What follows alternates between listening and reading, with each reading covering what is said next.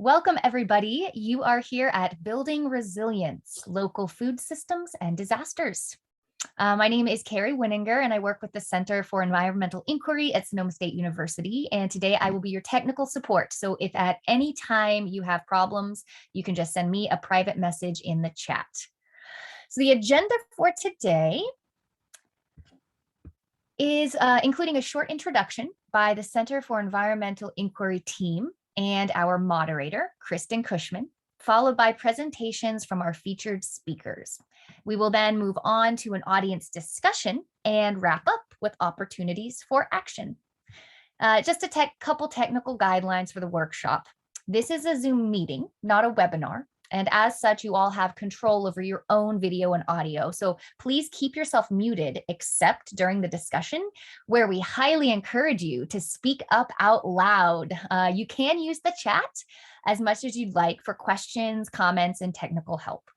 This event is being recorded. Please take a moment, if you can now, to type your full name and your affiliation into the chat. This is kind of our sign-in sheet for the day.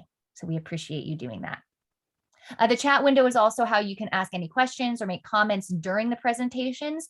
Do feel free to do that during the presentations, and we can bring them back up later during this discussion section. So with that, I will turn it over to the director of the Center for Environmental Inquiry, Claudia Luke. Hello, everybody. I want to welcome you to North Bay Forward's Building Resilience series. This is the second lunch in a year-long series that's focused on ways that we can work together to build resilience to climate change in our region.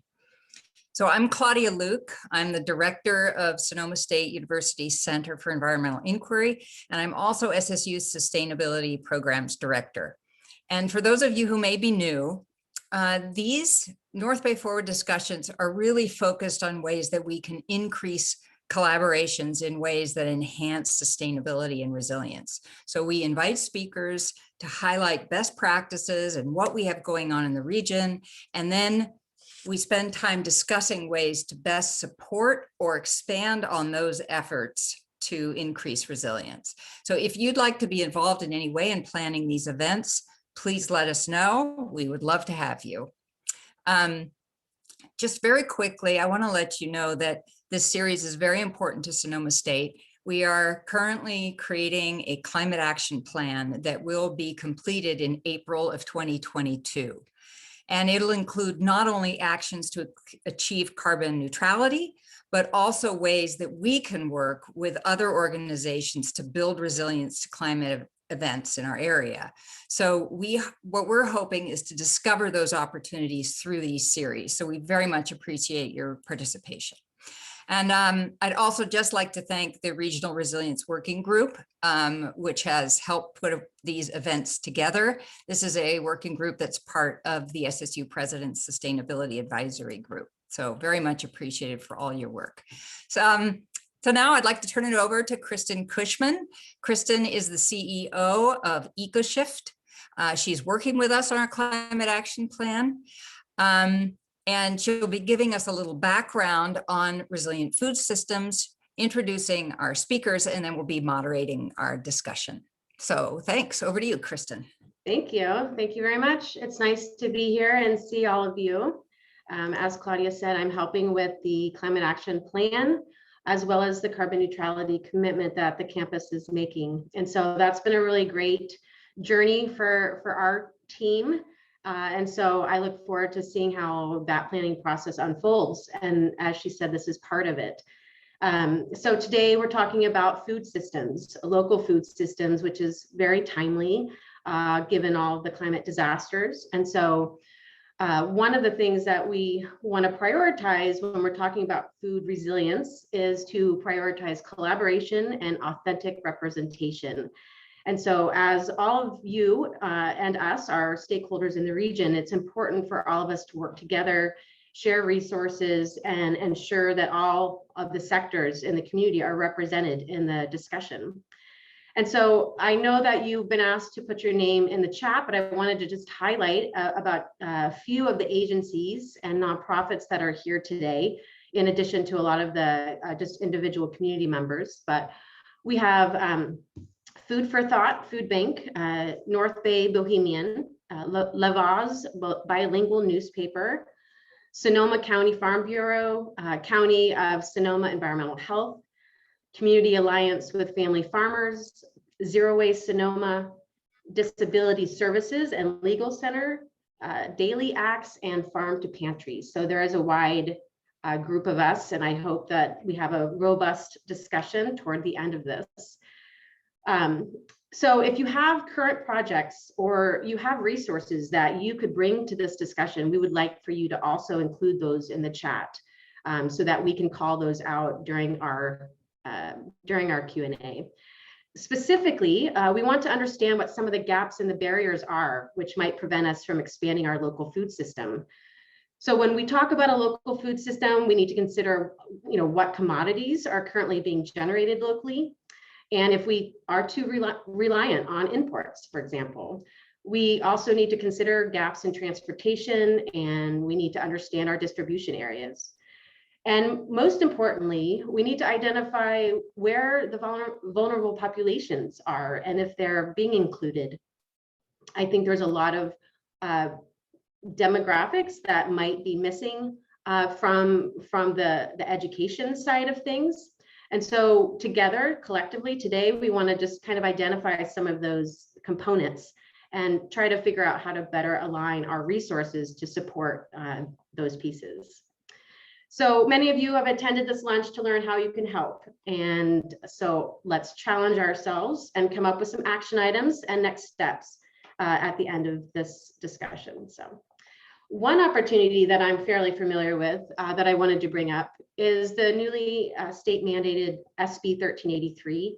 If you guys don't know about this, this is a mandate that will require all cities and counties to collect at least 20% of all edible food generated in our service and agricultural industries, and distribute that food to local people. So we should ask ourselves, where are those people in need? What additional resources can this group provide to ensure that those systems stay reliable? And given SB 1383, there's a lot of additional funding coming down the pike. And so let's try to use that to our advantage. So what makes food systems reliant? Food systems need to withstand short and long-term stress, such as the natural disasters, wildfires, etc. So the answer to solve this problem may be different for each community, but generally include elements that make food systems diverse, integrated, adaptive, and equitable. We want to make our food systems safe. We want to have our systems be able to safely distribute food during a climate crisis. So looking at all aspects of a food system is quite complicated, especially in the hour we have today. So most of us recognize the benefits of local food systems. They're pretty standard: reduction in transportation costs, increased access to food, local food, and also creating new jobs. But there are challenges such as food safety. That's a big one, probably on the top of the list. Food diversity, which I mentioned, whether it's importing food or trying to generate food locally. But communicating food where it's available, how people can access it, that's a huge component. For example, migrant workers, they may not know where to go to find food, or they may not have transportation to get to that food. And so being able to provide food to those most vulnerable populations during a weather event or wildfire is a measure of how robust our systems can be. So to help us frame this discussion, we're going to hear from two local food initiatives in Sonoma County. And I had the pleasure of learning a lot last night in prepping for this. So I think the discussion will be very informative.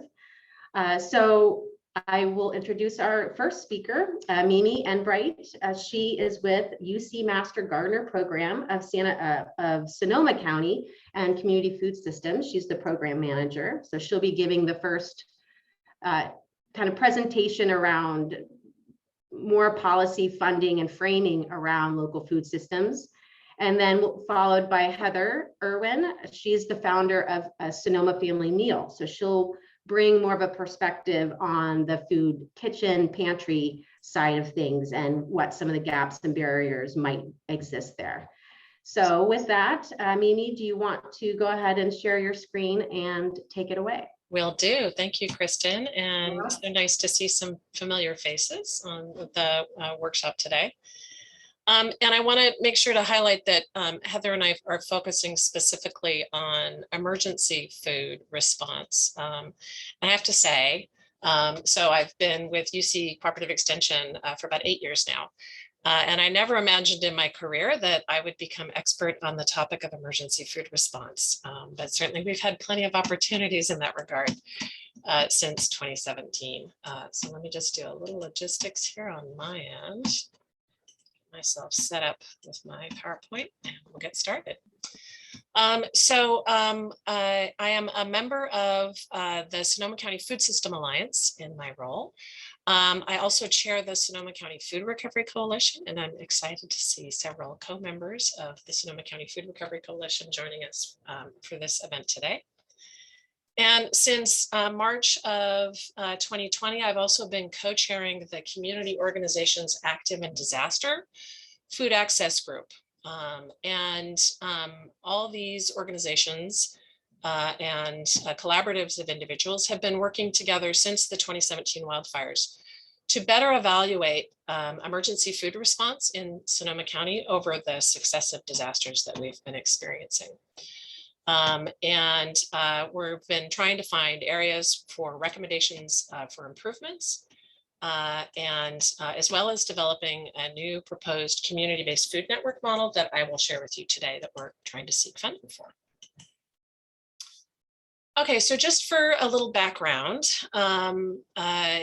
it's really fascinating. Each of these successive disasters that we've experienced here in Sonoma County since 2017, and I haven't included the floods that we had in 2018, but should probably add that to this slide. Each of these successive disasters has had its own unique aspects and new opportunities for new learnings. Certainly with the wildfire complex in 2017, we saw an amazing grassroots response of our local food system players, including farmers, restaurants, caterers, responding, identifying, wanting to participate and helping to feed the community when, during evacuation and as people were settling back into their homes post-fire event. For the first time, we experienced some regions that we weren't able to access, centralized services due to location of fires, electrical outages, and road closures. We identified the need for FEMA reimbursement. The emergency food response is a complex beast, and it's only a municipality or a county that is providing emergency food response for their community during a disaster is only eligible for reimbursement from the federal government if it's designated as a FEMA disaster. And then there's this complex multi-year process where the county or municipality can get partial reimbursement for the food provisions that they provided during that disaster response for their community. So it's a very complex model that also does not allow for local preference of local producers or local food providers. So really critical learning from that first wildfire in 2017. As I mentioned, there were just this amazing grassroots pop-up effort, but there was also a lot of disorganization associated with that. There was a great reference at a gathering we held after the 2017 fires to glean learnings about lasagnas flying all over the county, and I think that was a really great representation of what was happening. But it also led to the pop-up of a new organization that's been helping meet emergency food needs since then in Sonoma Family Meal, and excited for you to be hearing more from Heather about that organization and their growth since that time. With the 2019 Kincaid fire, we had for the first time widespread and long-term public safety power shutoffs from PG&E, widespread evacuations, and a closure of our major highway artery of 101 that left Cloverdale isolated. And yet many people, even though Citrus Fairgrounds in Cloverdale had not been designated as a shelter, folks evacuating there as an unofficial shelter, and community having to come together to help meet those food needs locally in Cloverdale, especially because of the isolation with the 101 closure. So it really highlighted the importance of planning for redundancies and creating some geographic separation across the county to meet community food needs in a crisis. Then, of course, the pandemic hit. We did have some progress since 2017. The county had issued an RFP to pre-identify some emergency food providers that enabled some local community-based organizations to be eligible to be reimbursed from FEMA funds. I think this was primarily through the CARES Act during the pandemic, and that enabled Sonoma Family Meals and Ceres Community Project to be able to be reimbursed for some of the food provisions that they were providing during the pandemic. But there was very limited promotion of the RFP, so there were very few providers on that pre-approved list. And we also started to see, though we've been experiencing it since 2017, the disproportionate impact of a disaster or a crisis on our undocumented community members. So certainly, and our BIPOC community members certainly saw a disproportionate impact with those community members during the 2020 and ongoing pandemic. Then with fire events during the pandemic, a whole new layer of learnings.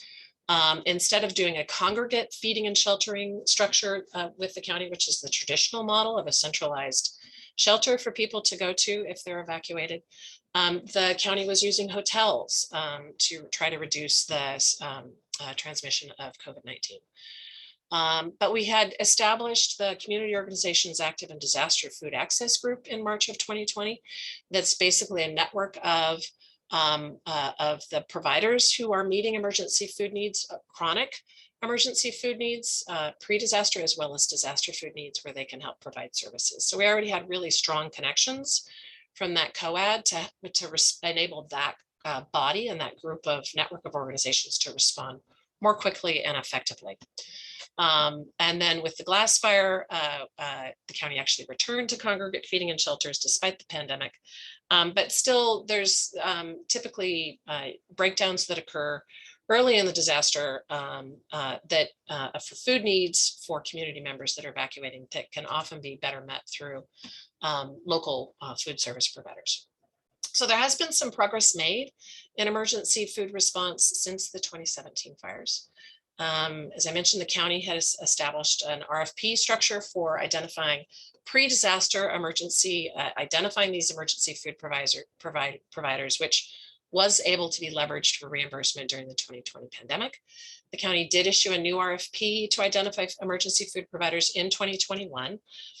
There's one local food provider that was identified through that RFP process, which is Ceres. But there's two providers that are not local based organizations, but larger scale emergency food feeding organizations that will be tapped for future disasters through that RFP process for feeding the community. As I mentioned, the establishment of the COAD food group really meant that group was really poised to shift focus from pandemic, just the skyrocketing pandemic food needs of community members to fire response.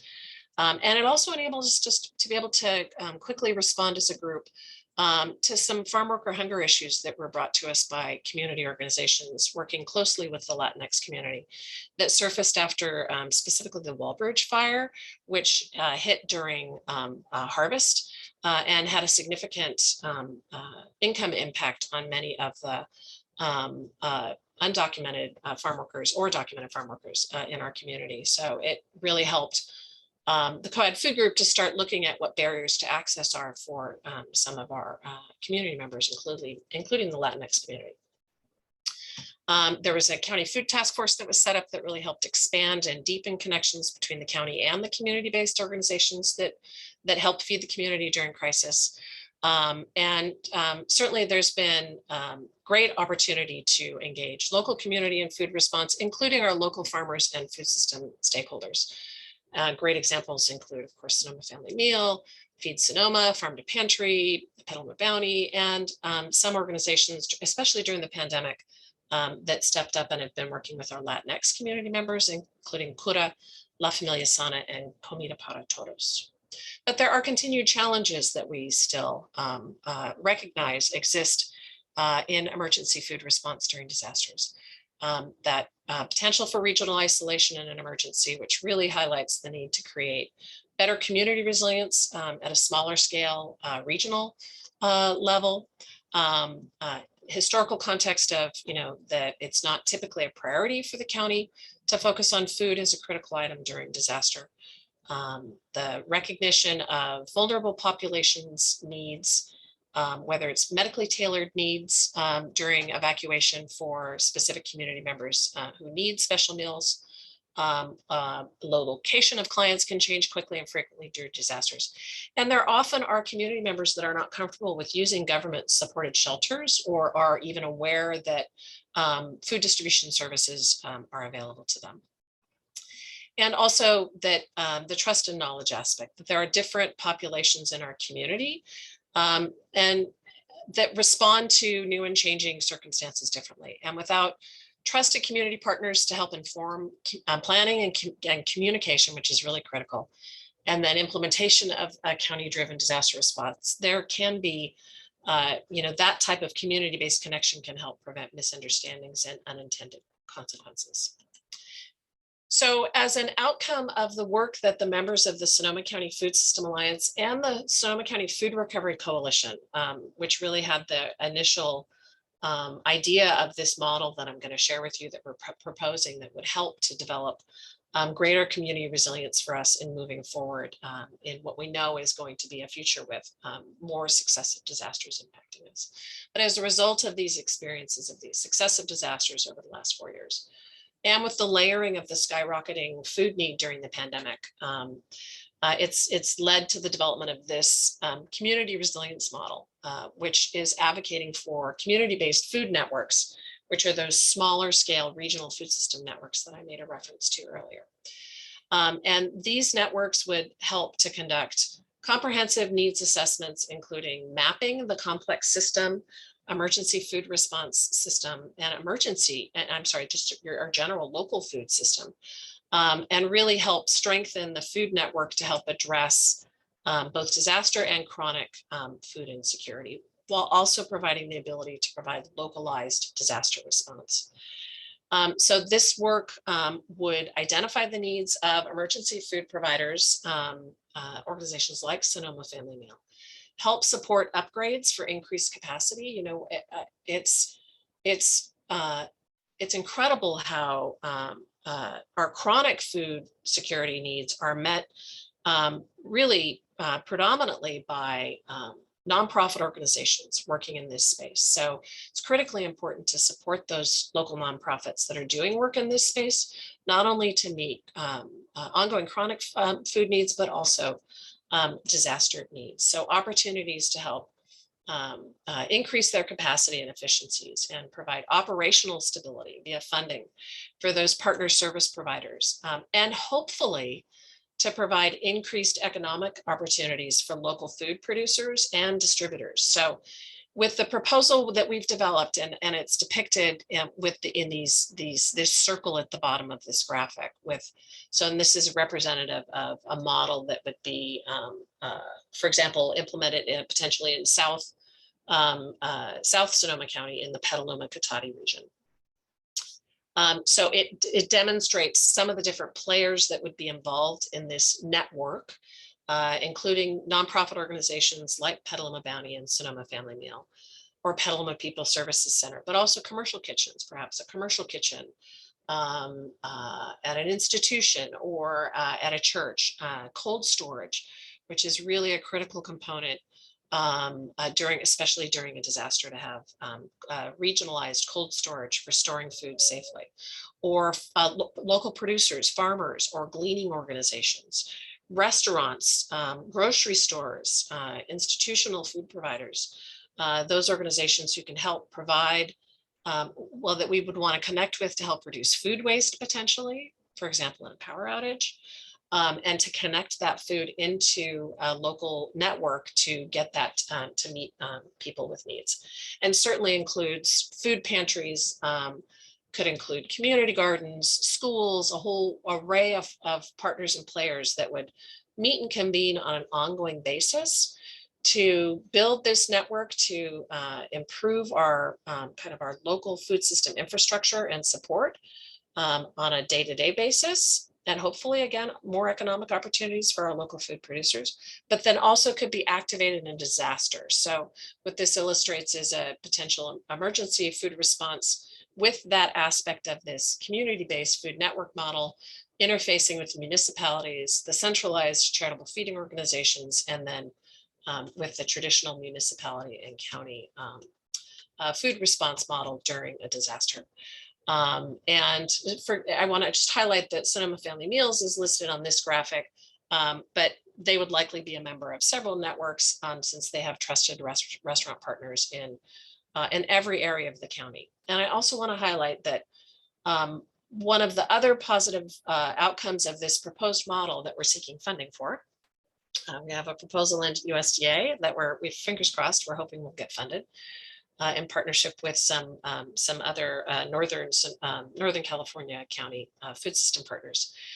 We're also hopeful that this model would produce positive outcomes of stronger neighborhood-based mutual aid networks that we saw really come to the forefront during the pandemic, like La Familia Sana or Comida para Todos in East County, La Familia Sana in North County, where it's trusted neighbors and community members who are helping improve access for their fellow neighbors, typically in the Latinx community, where there is a distrust of government services and a lack of awareness of what food services may be available to them, especially for undocumented community members. So we also would anticipate that those neighborhood networks, we can help reinforce and strengthen them through this model, and that would help reduce social inequities of health and food access. And also that we would hope that this would lead to a reduction in food waste at this regional level, that you're capturing any potential food waste, keeping it at this smaller scale, local level, and that leads to reduced methane gas emissions from food going to the landfill, contributing to climate change. And Mimi, I do have to give you a 30-second warning. No worries, it's my last slide. Thank you, Carrie. So I just wanted to give you perhaps a better depiction of what one of these community-based food networks would look like in an emergency context, with our producers, our farmers and gardeners finding outlets to share excess food, when they have bounty or lose sales outlets because of a disaster, gleaning organizations playing with harvesting surplus produce from local farms and gardeners. Aggregators like Feed Sonoma, who aggregate from local producers to distribute food, tapping into this model, connecting in with food banks and distributors with surplus capacity to transport food to pantries, restaurants, caterers, and grocers who could donate excess product to reduce food waste, residents who are experiencing food insecurity to access that food at pantries, shelters, and congregate dining sites. And then hopefully better education for businesses to reduce food waste through donating surplus food through local networks, which is mandated by AB 1383. This is very impressive. Yeah, and it was a fire hose of information. Yes, that is like 4 years of content that I squeezed down into 10 minutes. Thank you. I will. Well, I would love to. Well, I'll bring it back up when we do the Q&A. Hopefully, we'll have enough time for a really robust discussion. But I definitely instantly see some overlap with some of the things that the county is working on, and SB 1383, what they're requiring of cities and counties. I mean, there's definitely that instant collaborative space there. Heather, you are next. Well, thank you so much. I'm going to start sharing my screen.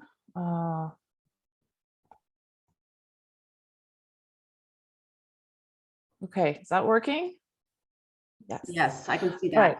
Well, I want to start out by saying, thank you to Mimi, who's been such an amazing organizer of a lot of the, as she said, a lot of the food nonprofits in order to get the food to people during so many disasters. And I also see so many of our allies and collaborators that are here today. And we can't do this without everyone being a collaborator and part of what we're doing. So I just want to thank everyone who's here right now and who's not here. But let me tell you a little bit about what we do. First of all, I want to say that Sonoma Family Meal, we're sort of able, I'm hoping to show you how a lot of what Mimi was talking about has been able to be put into action. That we are a disaster-based nonprofit. We were founded in response to the wildfires of 2017. And a lot of that was because I'm the dining editor at Press Democrat and Sonoma Magazine. So I've spent almost 20 years building relationships with our food system people, with our agriculture, with restaurants, pretty much the whole gamut. So I was able to very quickly call on people and help as much as we could kind of organize the lasagnas flying around the county.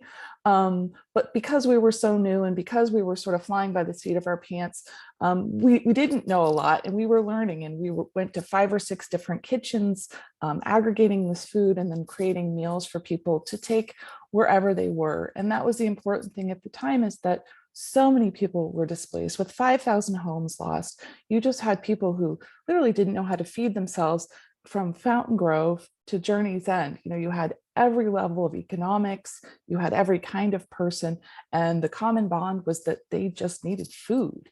And we wanted to provide them with something that was loving, caring, and made by chefs, so it was safe. We saw some things happening elsewhere in the county which were very unsafe food handling practices, and a lot of, gross, prepared, sugary food that isn't really going to serve the needs of people who just need real food. So to date, we've served more than 600,000 meals to Sonoma County residents through disasters. As I said, I'm the dining editor for the Press Democrat and Sonoma Magazine. Sonoma Family Meal is a gig that I do. I am not paid for it. We have one full-time employee at this time who is our chef, Chef Heather Ames. So we are very grassroots. We just try to use all of our connections in the county to create something that is going to be beneficial to our community partners. The most important thing is that our approach is to protect our local food system during times of disaster for the benefit of local residents. And so I want to talk a little bit about that.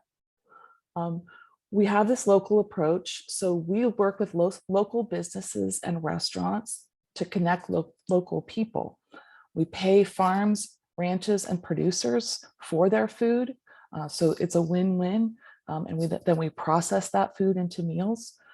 We try to limit excess travel. And what I mean by that is, as Mimi mentioned, we try to have these little micro regional, which is a word that's come up with Mimi and I'm co-opting it, but micro regional sort of kitchens and organizations. So we work with local nonprofits to connect local restaurants and local farmers to that town. So for example, in Cloverdale, we work with several restaurants up in Cloverdale. Food is from farmers and from producers was taken to that restaurant. The food was prepared in that restaurant. They were paid $8 per meal. And then organizations like Familia Sana and the Cloverdale Senior Center then help to distribute that food. So it creates a very trusted closed loop in the town. Rather than us coming in or Red Cross coming in or outsiders coming in, we believe that locals know locals best. And so we just sort of, we facilitate the food getting to those people. Who we serve. We, like I said, choose to work through existing structures. So nonprofits, we've worked with cities, the counties, and state agencies to distribute the food to those most in need. We don't necessarily know who needs the food, but the nonprofit organizations like La Luz, Croissant, Great Day Labor Center, Familia Sana, Council on Aging, they know their population, so we just get the food to them, they do the distribution. Our sweet spot is families and seniors that are facing disaster-based food insecurity, regardless of financial or immigration status. We don't ask for documentation. We don't ask how much you make. We simply create the food and get it to the people who need it. Many of our families are undocumented and include multiple generations in a single household. So through the pandemic and through other emergencies, we were very focused on the people who were underrepresented. who really needed, who didn't have those connections to existing services. We also work with other groups, we work with youth and unhoused based on need and the ability of the requesting agency to distribute the food safely and effectively.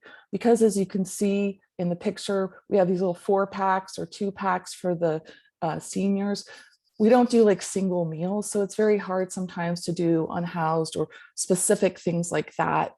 We really try to do more for families and a place where our food can be reheated. Because we do distribute our food cold, it's the safest way to do it.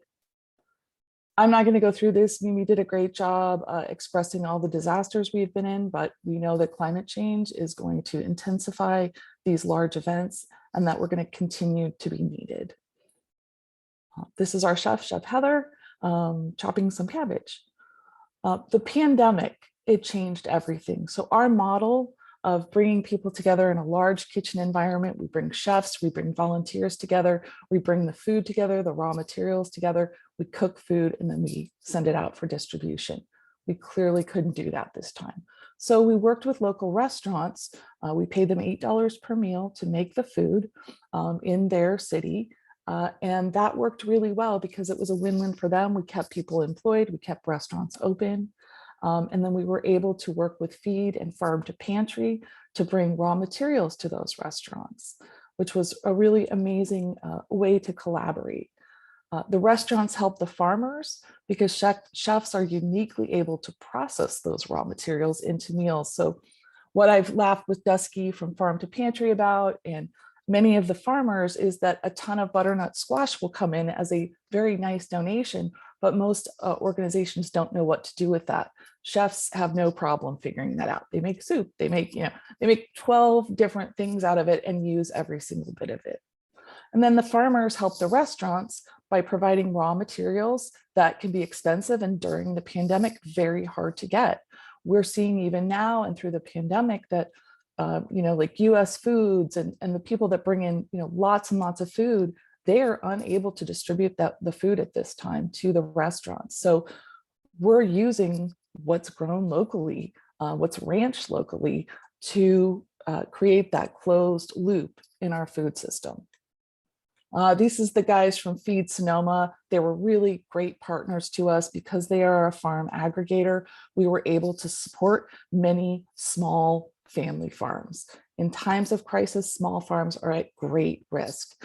Their markets closed, they're out, the way that they make money is unavailable.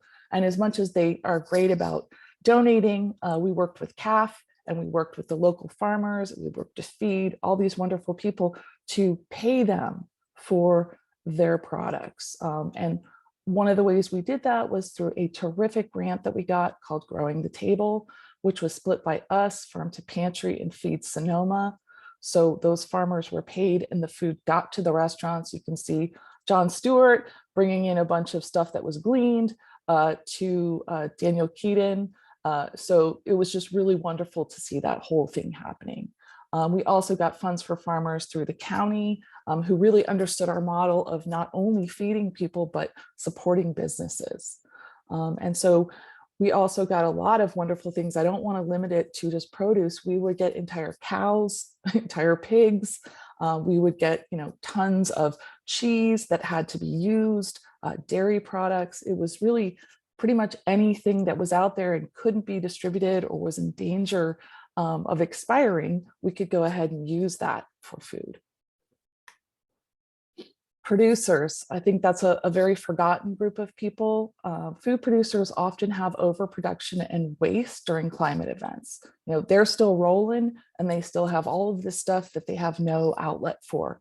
So Sonoma Family Meal has accepted more than $45,000 of in-kind donations, including whole animals, cheese, fish, produce, milk, bread, oil, tortillas, all of that stuff, which then goes into, as you can see, this is one of our containers that went out. So, we have the spices and lemon and kale and parsley and all that stuff that came into us that was then turned into a pork loin with herbed rice. It was pretty lovely meal. And then the large producers come to us because our team is so well trained to break down the raw materials into nutritious and comforting food for those in need. they don't have an outlet for these huge amounts of food that they're producing that's just raw materials. Otherwise, it would go into landfill. I am really passionate about serving our community because protecting our entire food system makes us resilient. So we didn't have farmers, we didn't have restaurants, we didn't have a lot of these places going out of business because they had a part in feeding people. And this is through every disaster. It was talked about, we talked about a little about what's required to make this really work. Well, because we're so grassroots and because we're still so new, there's a lot of people that don't know what we do, what our capabilities are, and who our partners are. So it's really about letting people know that, like, hey, we're here, we're your local people. We're really trying to keep our local system strong. We have to move past a lot of traditional models. Like I said, there are some big players in both disaster and feeding operations that are large, and they're wonderful, and they're there when we need them, but we can't forget that we have strong local systems that can deliver the food better, faster, with more organization and food safety. So there's times when we're kind of fighting against some of these large organizations that come in and saying, like, you're creating more chaos than helping us. So either work with us or move on. So that's been a little bit of a tough thing for us to kind of get through. And Mimi and the agencies have been really good about sort of understanding why that's important. Creative thinking and problem solving. I do not come from a nonprofit background or a social services background. And I think in some ways I approach this more from a for-profit model where, a lot of this creative thinking and problem solving and being able to be very nimble, turn on a dime, change on a dime has helped us. Understanding why local is important. And like I said, I am such a huge person who wants to have collaboration when we're fighting with each other, when we're stepping on each other's toes, when we're trying to protect our turf. It doesn't work. It just doesn't work. We have to work together. And I'm really proud of what we've been able to do with the COAD and with the different organizations bringing us together so we can have that discussion and talk about what we do. Finally, SB 1383, this is sort of new to me, and I'm sort of coming to this now going, wow, this is an amazing a project for us to be involved with. We are building about a 3,000 square foot kitchen in Petaluma. It's going to be about a $600,000 build out. It will be done, we hope, early 2022 and open by hopefully February, March of 2022. It's going to be a community kitchen because obviously disasters don't happen year round, thank goodness. But we're going to utilize that kitchen as a community kitchen that will accept gleaned and recovered food products, then process, cook, and send them back to the community as prepared or semi-prepared meals. One of the things that's really important that Mimi discussed was making sure that we're realizing the kinds of food that people want. What are the culinary traditions? So with the Hispanic community, the Latino community, we want to make sure that we're serving them food that they recognize and that they like and that they enjoy. And we've spent a lot of time working with that community to say, hey, what kind of food do you want? You might not want something that I might want, sometimes we get a little over fancy with the food and have to remember, hey, let's make this simple, make it recognizable. So that's something we've worked really hard on. And so when we recover this food, we really want to make sure that we're serving the community in a way that they can embrace. Heather, kitchen, I'm sorry to interrupt, but just a quick 30-second wrap up if you can. Okay, and this is my last slide. Our kitchen will be a teaching kitchen, allowing students to practice their culinary skills and cook with imperfect and recovered food products. And then our long-term plan is to become a kitchen incubator, which will encourage entrepreneurial uses of recovered foods. So that's kind of my spiel. Well, thank you. Thank you for listening. And my contact information is here. Thank you. Heather, you're an inspiration. I've been in food recovery for quite some time, most of my career, and I know it's very challenging. And so I have a couple questions just to launch us into a discussion. And this is, I guess this is just for Heather, but Mimi, please feel free to jump in. So the model that you created during the disasters was the $8 for each meal, being able to pay the chefs and pay, for that meal. Do you see that continuing as a sustainable model? And if not, how are you going to pivot in your? Well, that's a really good question. We were really lucky during the pandemic that the county, we were a disaster provider for the county, and we were able to be reimbursed. Unfortunately, we were not able to be part of the most recent RFP. And I have a lot of feelings about that because, as you see, there's only one local provider and we have 2 external providers, which is infuriating. But I think it's very important that the county continues to support us. And we also have private funding that supports us. So yes, we realize that paying people is critical. Yes. And I should say to the group, I think there's quite a few of us on here. Please feel free to unmute yourself. We're looking for your responses and your feedback. So I want to ask another question to Mimi. How did you handle the food safety? Was that an issue? Because I know food safety is one of the main drivers for successful programs. Yeah, so what's really exciting is that the county environmental health department has been an active partner and participant in the Sonoma County Food Recovery Coalition, in the COAD food group, particularly in the early days when we were working through issues, new issues that none of us had ever experienced before with the pandemic. So I think having that tight relationship and alliance with environmental health as a partner to help provide information and guidance has been really critical. Yeah, that's great. Are there other examples of how you've been partnering with the county? And then the second part of that question is, are there gaps that remain? I heard you say that isolation was a gap, the funding was a gap, and access to vulnerable populations is a gap. But are there things that we here today can do to help you fill those gaps? Yeah, so in terms of other county partners, Zenzi's on today's call. I think I saw her early. She still is with Zero Waste Sonoma. Zero Waste Sonoma has been here. A really great active participant with the Food Recovery Coalition. It's many county departments, especially during the pandemic. We've really deepened a lot of relationships with, particularly with Human Services and, Office of Equity and just the whole range. The county partners have really come to the table, but there are significant impediments about funding emergency food response. And, the real difficulty is that the federal government does not allow a local preference in selecting providers. So that's a major issue that needs advocacy at the federal level. I was about to say that. Yeah. Is that something that as a region we could advocate via a letter of support, those types of things? Yeah. I mean, so the challenge is, and, we certainly saw it. There was a USDA grant program, Farm to Food Boxes. I can't remember the exact name of the program during the pandemic, to try to make connections for food producers to meeting the skyrocketing food need. But there was no local preference allowed. So, it was strictly on lowest cost per box of food.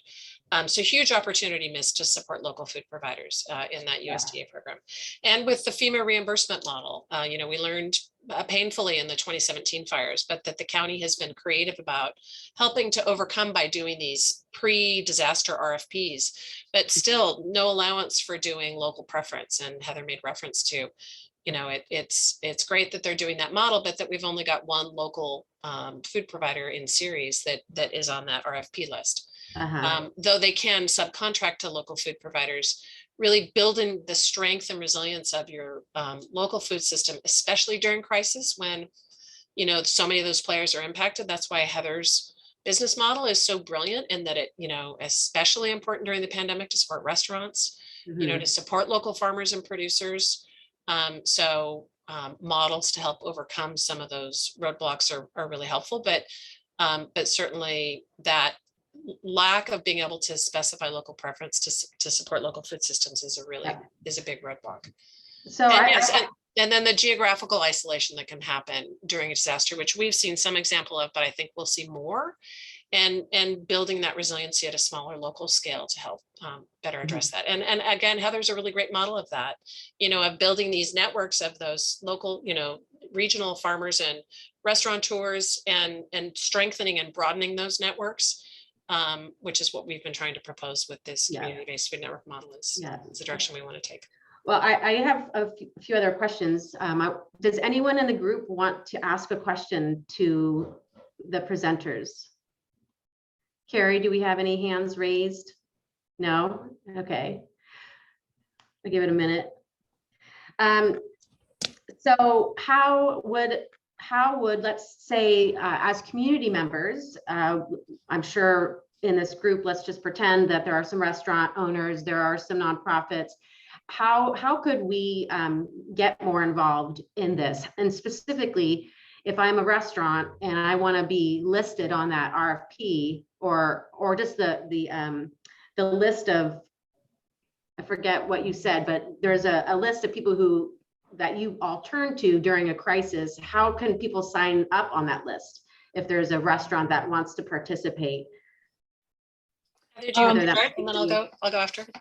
Yeah, okay. I was just going to say that we actually have trusted partners in each of the cities, and the way those sort of come about is people that I know and I trust that are able to do this. This is a very complicated thing to do, and not everyone can. But we did put out contracts for people to submit to us to say, hey, I want to be part of this. So we do try to cast a wide net. And then the transportation side of things, is that obviously that's handled, you have that somewhat handled, but if there was a nonprofit that had capacity, and I think last night the Conservation Corps came up in our discussion, Mimi, are there people that are not here today that might fill some of those gaps? Yes. Okay. I mean, it's so a complex, as Zinzi from Zero Waste Sonoma knows, it's a complex dynamic. I want to highlight, I want to go back to your earlier question, Kristin, which is what can each of the individuals on this call do? You can promote local food. Mimi, I'm sorry to interrupt, but there are two questions that are very related to what you're saying, which is what can college students do? So when you're addressing that, if you could also talk about college students. Will do. Great.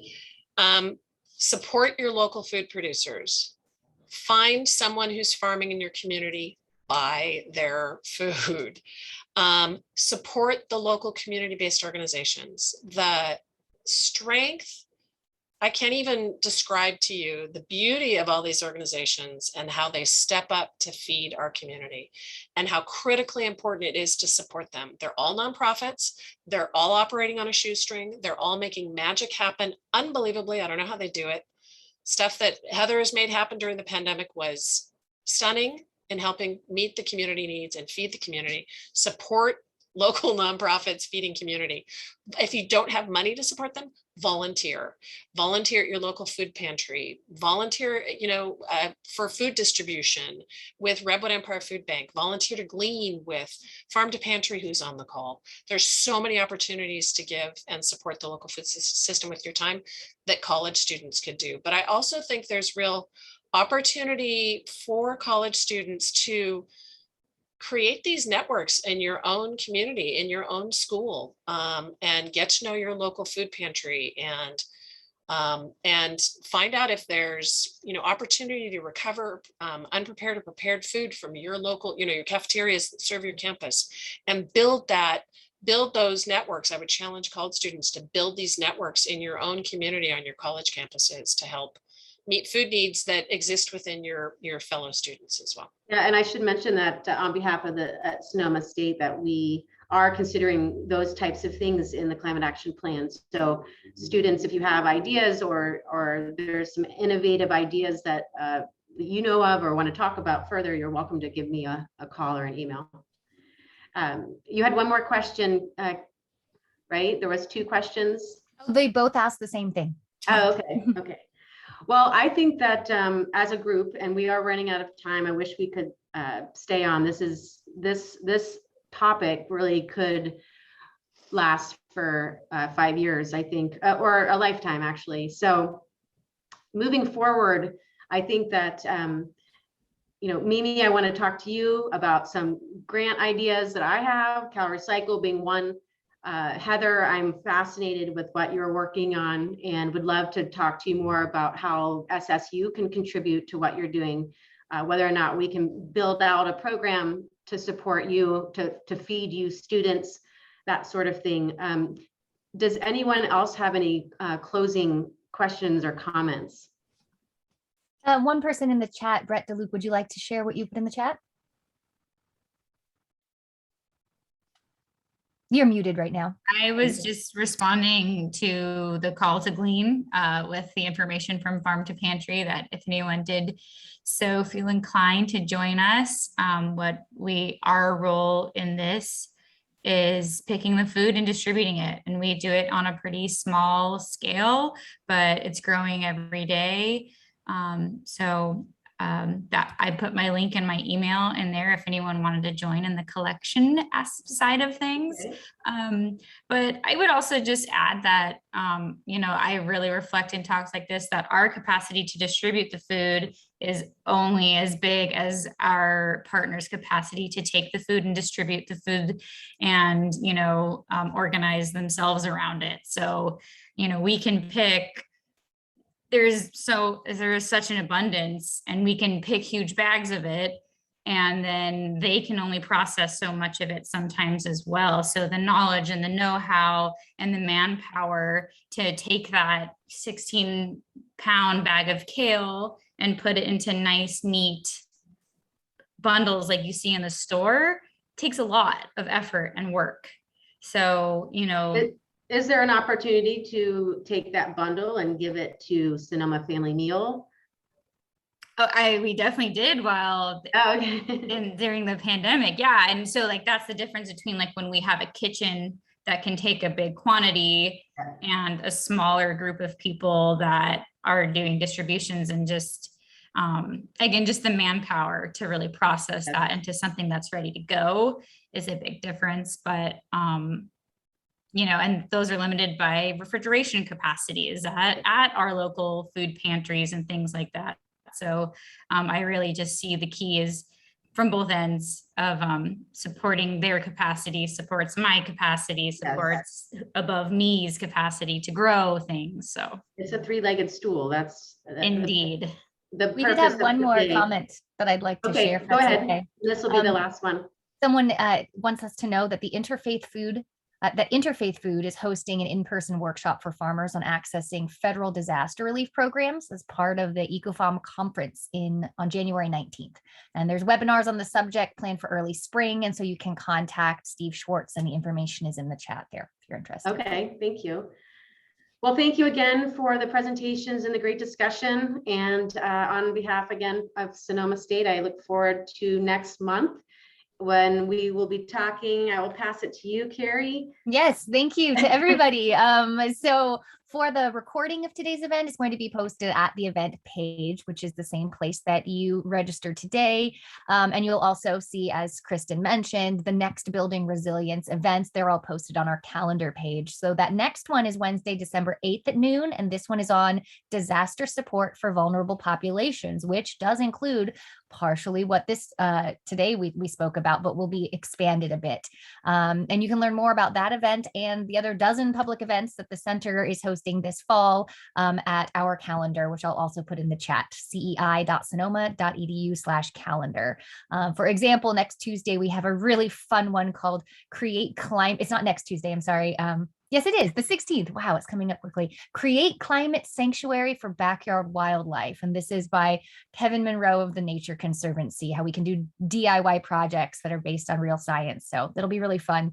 And again, if you have any questions or comments you want to share with us afterwards, you can email me. I'll put my email in the chat. We definitely want to keep this conversation going. So I will post those. I want to thank you again, and we hope to see you very soon. Yeah, thank you all. Have a great afternoon.